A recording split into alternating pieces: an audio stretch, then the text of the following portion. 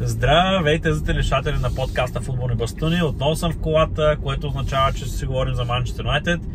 Има няколко неща, които да обсъдим, но ще се опитам така да ги направя максимално бързо и събрано, за да не се така разливам в допълнителни неща, които няма да са напълно фокусирани върху това, което искам да говоря. Но така ще направим 5 извода, които може да си извадим, след като видяхме всичките контроли на Манчестър Юнайтед. Последната беше срещу Фиорентина на Олд Трафорд. И покрай тези неща ще обсъдим и привличането на Бенджамин Сеско, ще обсъдим това, слуховете за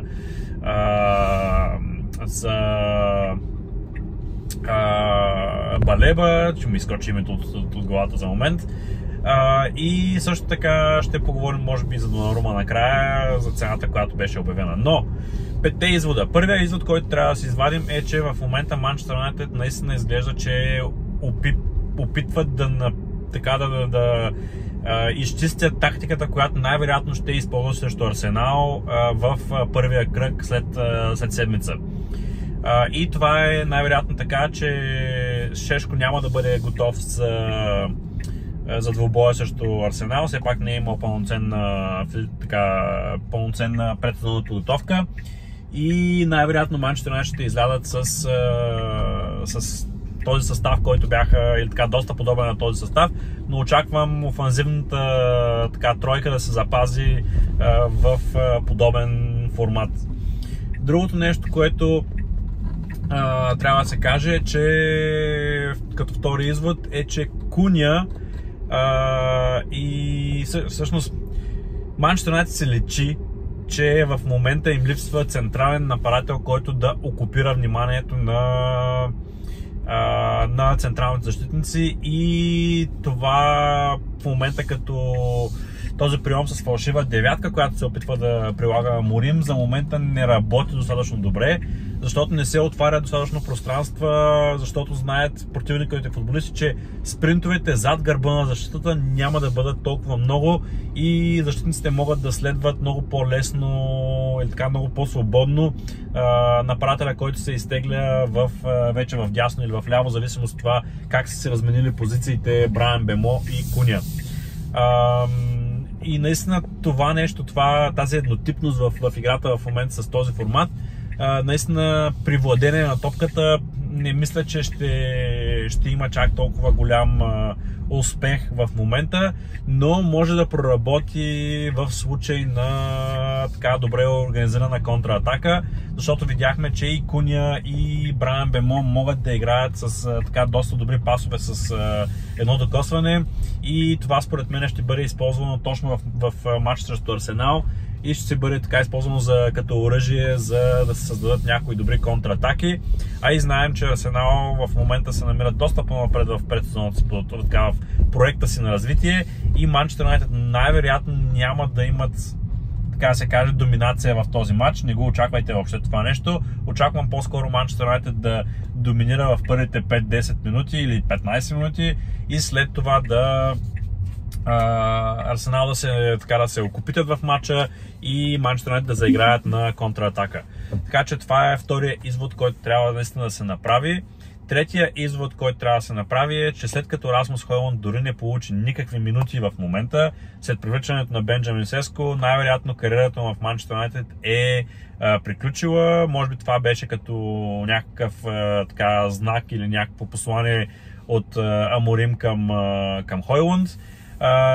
И единственото нещо, което не ми харесва покрай това нещо, е, че офертата, която единствено имат Манчестър Юнайтед, която е сериозна в момента, е за наем плюс опция за закупуване от 40 милиона.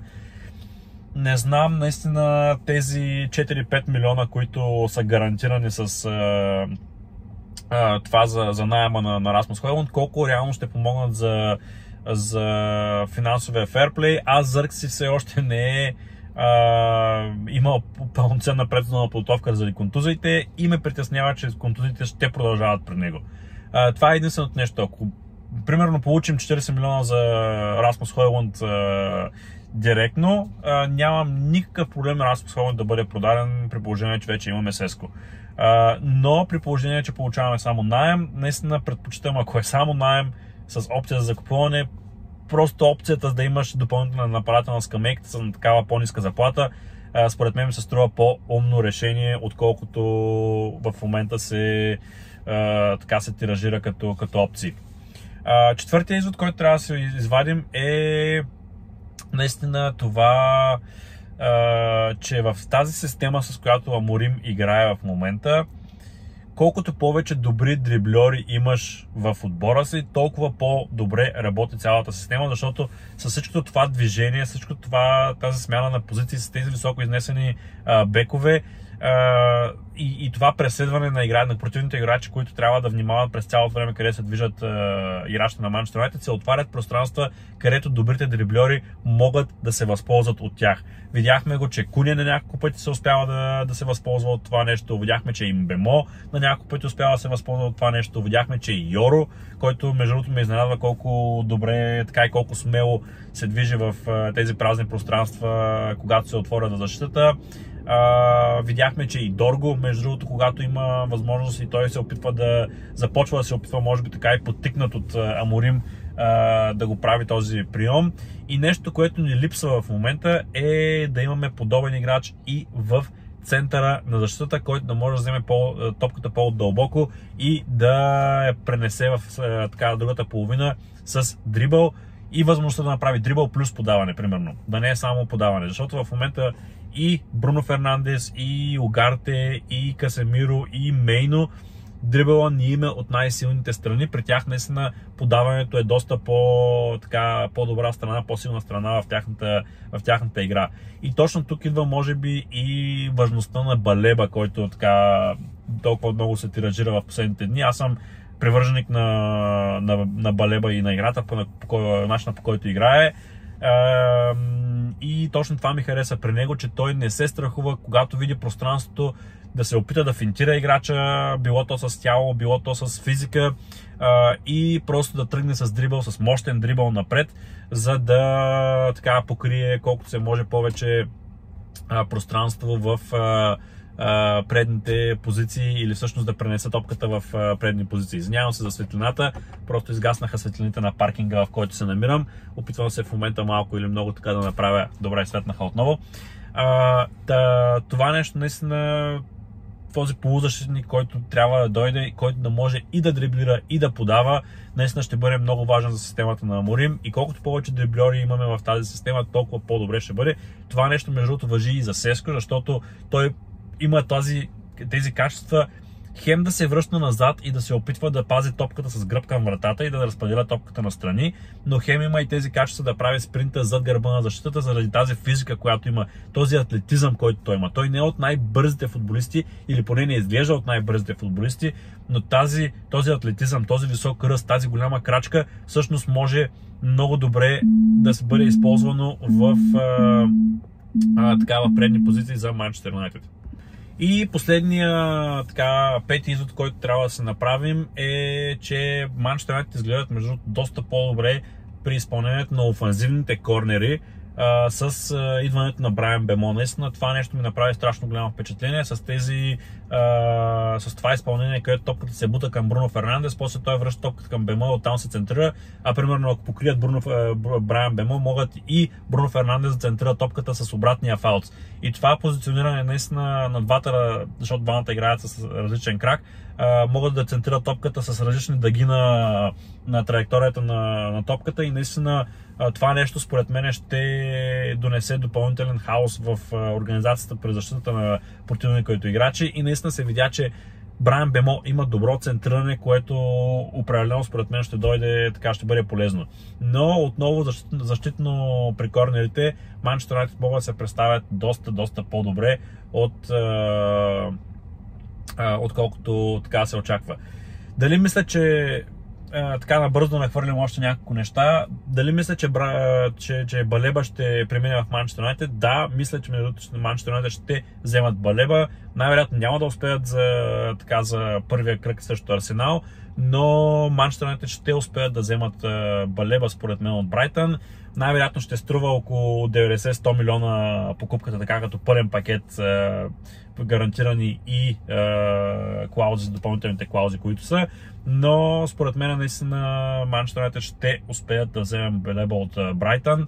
Брайтън все пак са клуб, който продава играчите си, когато цената е правилна, и ако Манчестър Юнайтед успеят да го вземат сега, според мен ще бъде добър бизнес ход, защото все още в момента няма отбори, които така да са фиксирани върху тази зона или вече са направили покупки в тази зона, и конкуренцията наистина за Манчестър Юнайтед в това лято просто не съществува, и ситуацията е много подобна на тази, която беше с Енцо Фернандес и Челси, когато те взеха Енцо Фернандес още през зимата, когато нямаше други кандидати или така сериозни кандидати в този трансферен прозорец, а за лятото се говореше, че ще има страшно много кандидати. Това е същото положение и с Балеба според мене. Просто в момента според мен е правилният ход, а и ако това помогне Манчестър Юнайтед да се класира за Шампионската лига и вземат Манчестър Юнайтед тези 100 милиона, когато отбора се класира и играе в груповата фаза на Шампионската лига, наистина инвестицията просто ще бъде тотално оправдана. Другото нещо е за вратаря Донарума. В момента изглежда, че има 26 милиона искат паунда, говорим. ПСЖ искат за Донарума, но проблема според мен там ще бъде заплатата, защото той иска страшно висока заплата, но и там според мен има някакъв шанс, ако Донарума в последния момент, в края на трансферния прозорец, реши, че всъщност му се играе футбол, който да е на високо ниво и ще трябва да се намали заплатата, но не изключвам и варианта, ако бъде направено нещо от рода на той да просто да изчака една година, да си изкара целият договор и да напусне след това като свободен агент. ПСЖ най-вероятно няма да искат подобно нещо, но подобни неща вече се случаха с много големи имена, включително и при тях, ако не се лъжа, с Мбапе. Дано да не се заблуждавам с това нещо. Но видяхме и Трент Александър-Арнолд изкара договора си след това, като премина в по-голям отбор, така че днес не си мисля, че възможно е и този вариант, Донарума просто да остане в ПСЖ, но зависи наистина какво мислят от неговия лагер. Аз ще се радвам да видя Донарума в Манчестър Юнайтед. Все пак ще имаме един добър шотстопър, един от най-добрите шотстопъри в света в момента. Видяхме и Де Хея, отново изпращането му на Олд Трафорд. Наистина беше така, ако може да го кажем, трогателно. Доста всичките фенове всъщност го аплодираха на крака и наистина той заслужаваше това изпращане, което не му се даде възможност в по-предния сезон, когато напусна. Така че това бяха нещата, които исках да поговорим. Наистина се надявам така да се е получило събрано видео, конкретно видео, без много разливане в страничните теми на страни.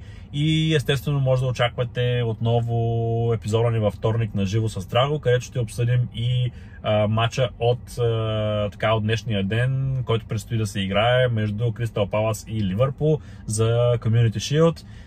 Така че наистина очаквам да видя какво ще се случи там. Все пак Ливърпул започват кампанията си, като защитават титлата си и това ще даде може би първоначални индикации за това колко добре играят, защото Кристал Палас, знаехме, играеха добре в защита, имаха добри контратаки и това наистина ще покаже Ливърпул дали са успели да подобрят някои от слабостите си от предния сезон и да видим какво ще се получи от тук нататък. Ще се видим във вторник. Чао за сега и до нови срещи. Чао!